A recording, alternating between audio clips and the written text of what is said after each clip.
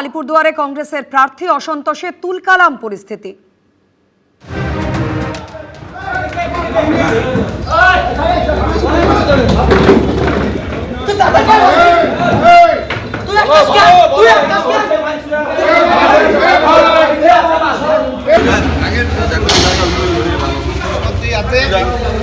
কংগ্রেসের দুই গোষ্ঠীর সংঘর্ষে এভাবেই ধুন্ধুমার পরিস্থিতির সৃষ্টি হলো আলিপুরদুয়ারে কংগ্রেসের পার্টি অফিসে। প্রার্থী কোন্দলে সংঘর্ষ, আহত হয়েছেন 6 জন কংগ্রেস কর্মী। মোথাবাড়ির ঘটনা নিয়ে গতকাল কোচবিহারের সভা থেকে তৃণমূল সরকারকে তুলোধনা করলেন প্রধানমন্ত্রী। যেখানে বিচারকরাই সুরক্ষিত নন, সেই রাজ্যের সাধারণ মানুষ সরকারের থেকে কি নিরাপত্তা আশা করবে? রাজ্যের আইন শৃঙ্খলা পরিস্থিতি নিয়ে প্রশ্ন তুললেন নরেন্দ্র মোদী। देश के न्यायप्रिय नागरिक चौंक गए।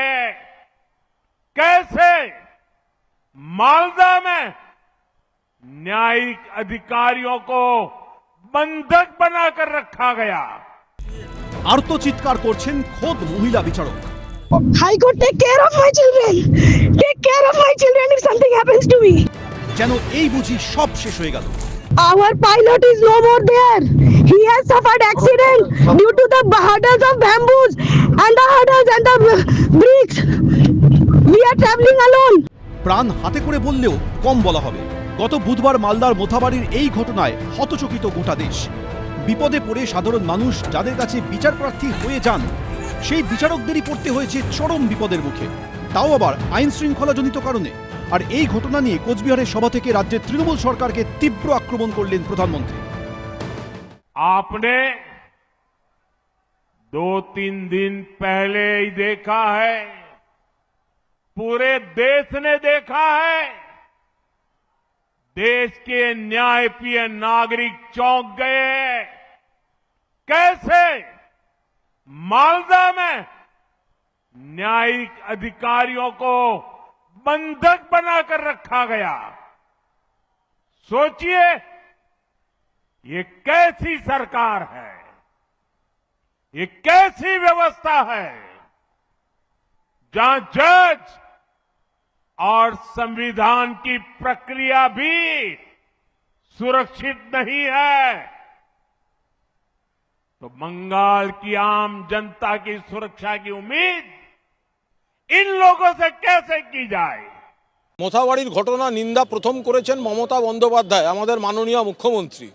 আমরা পরিষ্কার বলেছি, একজন বৈধ ভোটারের নামও বাদ দিতে দেব না। এই আন্দোলনটা গণতান্ত্রিকভাবে এবং আইনি পদ্ধতিতে চলবে। বিজেপি চাইছে গন্ডগোল হোক, বিজেপির বি টিম সি টিমকে দিয়ে ওরা গন্ডগোল করাচ্ছে। নজিরবিহীন তাণ্ডব, কার্যত বিচারকদের প্রাণ সংশয়। এ রাজ্য তো বটেই, মোথাবাড়ির ঘটনা গোটা দেশে বেনজির। मालदा में जो हुआ वो केवल टीएमसी की उद्दंडता ही नहीं थी, ये इस निर्मम सरकार का प्रायोजित महाजंगल राज है, महाजंगल राज है। ये टीएमसी जब न्याय का शिकंजा कसता है तो संवैधानिक संस्थाओं का गला घोंटने का काम करती है। और अब तो हालात इतने खराब हो चुके हैं कि देश की सर्वोच्च अदालत सुप्रीम कोर्ट को भी दखल देना पड़ रहा है। हर कोई देख रहा है कि टीएमसी बंगाल में कानून व्यवस्था का जनाजा निकालने पर तुली है। প্রধানমন্ত্রী মোথাবাড়ির নিন্দা করছেন, প্রধানমন্ত্রীর মুখে শোভা পায় না। প্রধানমন্ত্রীর উচিত বৈধ ভোটারদের নাম কেন বাদ যাচ্ছে বাংলার মানুষের কাছে তার কৈফিয়ত দেয়া। মোথাবাড়ি কাণ্ড নিয়ে সোমবার সুপ্রিম কোর্টে রিপোর্ট দেওয়ার কথা রয়েছে এনআইএ। শিবাশিস মৌলিক, শুভেন্দু ভট্টাচার্য, সুদীপ্ত আচার্য, এবিপি আনন্দ। বুধবার সকাল থেকে জমায়েত শুরু হয়েছিল কালিয়াচক 2 নম্বর বিডিও অফিসে। প্রথম সারিতে ছিলেন মহিলারা। একসময় বিডিও অফিসের ভিতরেও তারা ঢুকে পড়েন, পরে কেন্দ্রীয় বাহিনী তাদের বের করে দেয়, কিন্তু তারপরেও তারা এলাকা ছাড়েননি।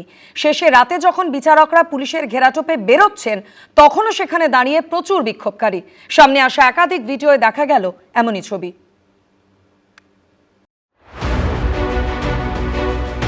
বুধবার গভীর রাতে কালিয়াচক 2 নম্বর বিডিও অফিস থেকে বেরোনোর পর এমনই ভয়ঙ্কর অভিজ্ঞতার সাক্ষী হতে হয়েছে 3 মহিলা সহ 7 জন জুডিশিয়াল অফিসারকে। High Court, take care of my children. Take care of my children if something happens to me. তবে শুধু রাস্তাতেই নয়, বুধবার সকাল থেকেই বিক্ষোভকারীরা জড়ো হতে শুরু করেছিল কালিয়াচক 2 নম্বর বিডিও অফিসে। বুধবার দিন হয়েছিল, রাস্তা ঘেরা হয়েছিল, এসছিলাম চলে গেছে বাড়ি, একটা ঢোকা যায়নি। কেন ছিল, ভিড়টি ছিল, মানে ঘেরা হয়েছিল ব্লক, সিচুয়েশন একটু সেন্সিটিভ ছিল। কিরকম ছিল বুধবার সকালে কালিয়াচক 2 এর বিডিও অফিস চত্বরের পরিস্থিতি? ইতিমধ্যে সামনে এসেছে সেই ছবি। সাইড থেকেও ঢোকার চেষ্টা করছে। গেটটা না থাকলে সবটাই ঢুকে যেত। প্রত্যক্ষদর্শীদের দাবি, ভোটার তালিকা থেকে নাম বাদ যাওয়ার প্রতিবাদে বুধবার সকালে এসে প্রথমে বিডিও অফিসের গেটে জড়ো হয় মহিলারা, পরে আসেন পুরুষরা। হাতে জাতীয় পতাকা নিয়ে শুরু হয় বিক্ষোভ। কিছুক্ষণের মধ্যে সামনের গেটে জড়ো হয়ে থাকা মহিলারা ঢুকে পড়েন বিডিও অফিসের ভিতরে। মহিলাগুলো এখনো ভেতরে?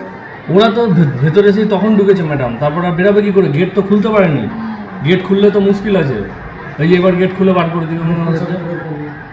ওই তো খুলছে, লাঠি চার্জ করেছে, তারপর হ্যাঁ, লাঠি চার্জ করলো না রে, ওই তো বের করছে।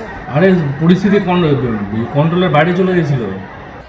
এরপর সময় যত এগোতে থাকে তত ভিড় বাড়ে বিডিও অফিস চত্বরে, অথচ পুলিশের পাশাপাশি সেখানে মোতায়েন ছিল কেন্দ্রীয় বাহিনীও। এখানেই প্রশ্ন, বিক্ষোভকারীদের সংখ্যা যে বাড়ছিল তা দেখে পরিস্থিতি কোন দিকে যেতে পারে তা কেন আজ করতে পারলেন না প্রশাসনের কর্তারা? সিআরপিএফরা 2-3বার এসে ভিডিও স্যারের কাছে ভিডিও করে এসে বলেছে, ভিডিও স্যার ওদের একজন নেতাকে ডাকলো, যে দাড়িওয়ালা একজন এসেছিল কম বয়সে, বলছে যে দেখো এরা কিন্তু বাইরের ফোর্স, তো এরা 2-3বার আমাদেরকে বলতে আসলো, কিন্তু পরিস্থিতি কন্ট্রোলের বাইরে চলে গেলে কিন্তু কাউকে ছাড়বে না তখন এরা। এভাবেই দিন গড়িয়ে বিকেল গড়িয়ে রাত হয়ে যায়, কিন্তু তখনও বিডিও অফিসের বাইরে ছিল প্রচুর মানুষের জমায়েত। শেষে কলকাতা হাইকোর্টে প্রধান বিচারপতি নির্দেশ দেওয়ার পর পুলিশ সুপার বাহিনী নিয়ে যান। এরপর মালদার পুলিশ সুপারের নেতৃত্বে ঘটনাস্থলে পৌঁছয় আরও কেন্দ্রীয় বাহিনী ও পুলিশ, কিন্তু তখনও গেটের বাইরে অসংখ্য বিক্ষোভকারী বিক্ষোভ দেখাচ্ছেন। ফলে অভিযোগ, গাড়িতে উঠেও দীর্ঘক্ষণ বসে থাকতে হয় বিচারকদের। ওই তো এসপি এসছে, ওই তো এটা পাইলট, এটা এসকর্ট মনে হচ্ছে, দুদিকে লাইন করেছে। বাইরে বিএসএফ আছে, বাইরে বিএসএফ আছে, মানে এই রুটটা পুরোটাই ম্যাডাম বিএসএফ আছে। বেআইনি জমায়েত এখানে করা যাবে না। এরা সরকারের কাজে এসছে, আপনাদের যা কিছু বক্তব্য সরকারিভাবে শোনা হবে, আইনের মাধ্যমে শোনা হবে, বিচারের মাধ্যমে শোনা হবে। সুপ্রিম কোর্টের এটাই অর্ডার, এটা মাইকিংয়ের মাধ্যমে বলা দরকার ছিল, এটা নাম্বার 1, কিন্তু সেটা হয়নি, সিদ্ধান্তহীনতায় ভুগেছে। বিশেষজ্ঞদের মতে এই ধরনের পরিস্থিতিতে প্রথমে বিক্ষোভকারীদের হটিয়ে দিয়ে যাতায়াতের রাস্তা ফাঁকা করে দেওয়ার কথা পুলিশের, তারপরে আটকে পড়াদের উদ্ধার করে বাইরে নিয়ে যাওয়া উচিত।